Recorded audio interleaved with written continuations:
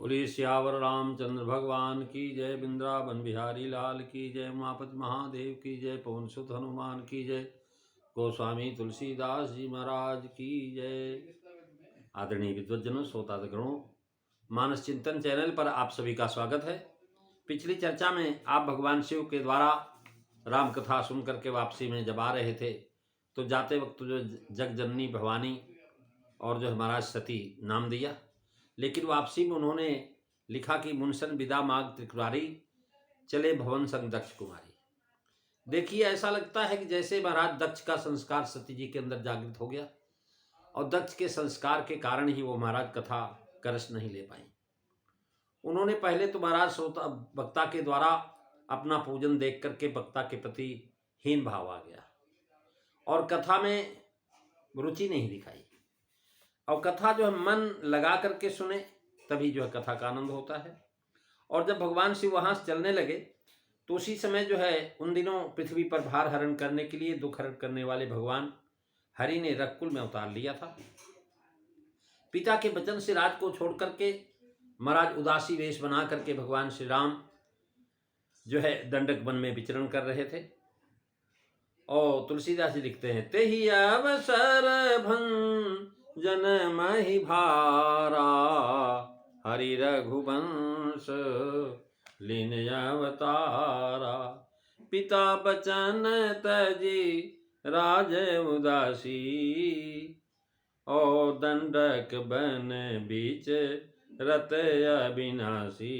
मंगल भवन अमंगल हारी, द्रवहु सुदशरथो अजीर बिहारी।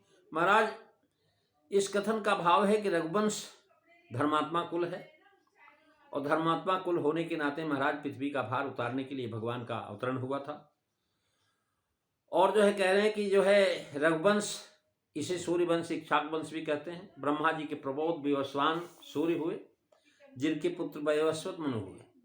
संभवतः इस कुल के पुरुषा विवस्वान ही हैं, इसी से सूर्यवंश कहते हैं। गोस्वामी जी भी इन्हें रकुल गुरु कहा है। उदय करो जन रवि रवि रकुल गुरु। यानी इस प्रकार से जो है भगवान श्री राम जो है वापस जो है दंडक वन में विचरण कर रहे थे। हरि रघुवंश लीन अवतारा, इससे शब्द दिया कि अविनाशी हैं, जन्म कर्म रहित हैं। उन्होंने अपनी इच्छा से अवतार लिया, कर्म के वशीभूत नहीं, क्योंकि हम लोग जो है कर्म के अनुसार ही हमें शरीर मिलता है, कर्म के अनुसार ही जन्म मिलता है, लेकिन भगवान कर्म से रहित हैं। निज इच्छा प्रभु अवतरे, सुरमई को दूज लागे। तो महाराज ऐसे भगवान दंडक वन में विचरण करते हैं। पिता के वचनों की रक्षा के लिए राज छोड़ करके सबसे उदासी होकर के दंडक वन में विचर रहे हैं। राज का त्याग और वनवास दोनों कठिन काम है, परंतु वे आपने अपने दोनों काम पिता के बद्ध वचन होने से उनके वचनों को मान करके सुख पूर्वक किए। महाराज कह रहे, प्रसन्नताम यान गताभिषेक स्थान ममले वनवास दुखित, मुखाम्बुज श्री रघुनंदन में सदा स्वा मंजुल मंगल पदा। महाराज ऐसे भगवान दंडक वन विचरत अर्थात दंडक वन में विचरण करना कह करके जनाग विशेषकर इसी वन में फिर रहे हैं जिस तरफ से भगवान शिव और सती जी जा रहे हैं, जिसमें यहाँ की भूमि वृक्ष वन लता और तृण आदि सभी आपका चरण रज पाकर के पवित्र हो जाए। अगस्त जी महाराज दंडक वन पुनीत प्रभ करहु, उग्र साप मुनिवर कर हरहु। और इसके पास ही महाराज जो है भगवान कह रहे हैं इक्ष्वाक वंशराज के पुत्र हैं। ये दंड इक्ष्वाक महाराज के पुत्र दंड की राजधानी थी। इसने महाराज शुक्र की पुत्री अर्जा के साथ बलात्कार किया, जिससे शुक्र जी ने इसको श्राप दे दिया कि जा तेरे राज में महाराज जो है तृण लता वृक्ष महाराज कुछ नहीं होगी, सब जीव जंतहीन हो जाएगा, सारा राज नष्ट होकर के भयानक वन हो गया। तो अविनाशी भगवान विशेषण खरदूषण वध की कथा से सूचित किया है। और इस प्रसंग में ते ही अवसर भंजन महिभारा, हरि रघुवंश लीन अवतारा, ये बालकांड की कथा है। पिता वचन तज राज उदासी, अयोध्या कांड की कथा है। दंडक वन विचरत अविनाशी, अरण्यकांड की कथा है। यहाँ तक 4 चरणों में ये कथा कही। इससे अनुमान होता है कि अगस्त जी ने शिव जी से श्री राम विरह कथा कहा और फिर यह बोले कि वही श्री राम जी इस समय दंडक वन में सीता जी को खोज रहे हैं। तो भगवान शिव भी जब वहां से चलने लगे तो अपने मन में विचार करने लगे, भाई कथा सुनने का तो फल है भगवान का दर्शन। अगर भगवान के दर्शन हो जाए तो सब लोग कथा सुनने का फायदा होगा। और जो है जान समय सनकादिक आए, उसी समय जो है महाराज ज्ञान जो यहाँ अगस्त जी सातों कांडों की कथा कह करके सनकादिक जी बोले कि इस समय श्री रामचंद्र जी महाराज इस वन में विचरण कर रहे हैं और पिता वचन त्याग करके आए। पिता वचन महाराज दशरथ ने तो अपने मुख से कहा नहीं, पिता वचन लिख दिया। वाल्मीकि में स्पष्ट है कि इस ग्रंथ में अनुमान से वचन स्पष्ट है।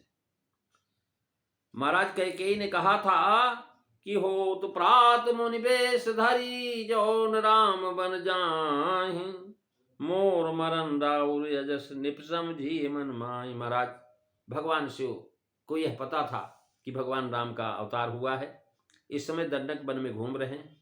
तो मन में सोचने लगे, विचार करने लगे, विचारते हुए जा रहे हैं कि भगवान का दर्शन कैसे हो।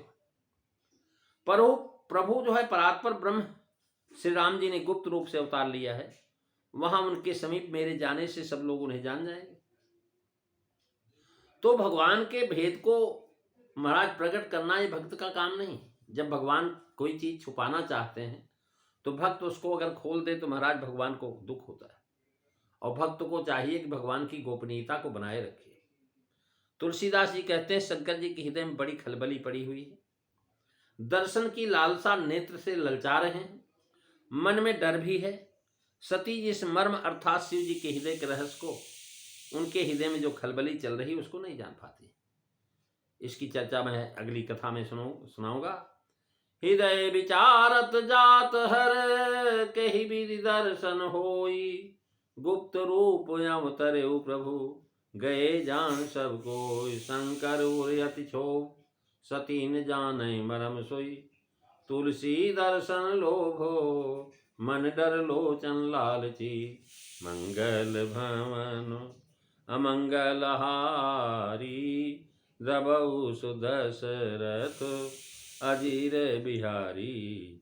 श्री राम जय राम जय जय राम, श्री राम जय राम जय जय राम। प्रेमी सज्जनों, इस दोहे का भावार्थ आप अगली कथा में सुनेंगे, सोरठे का भी। आज यही आपने 7वीं 8वीं चौपाई को श्रवण किया, दोहा नंबर 48 की, और आगे जो है दोहा नंबर 48 और सोरठा, इसकी चर्चा आप कल की कथा में श्रवण करेंगे। आज बस इतना ही। बोलिए सियावर रामचंद्र भगवान की जय। जय सीताराम सभी को।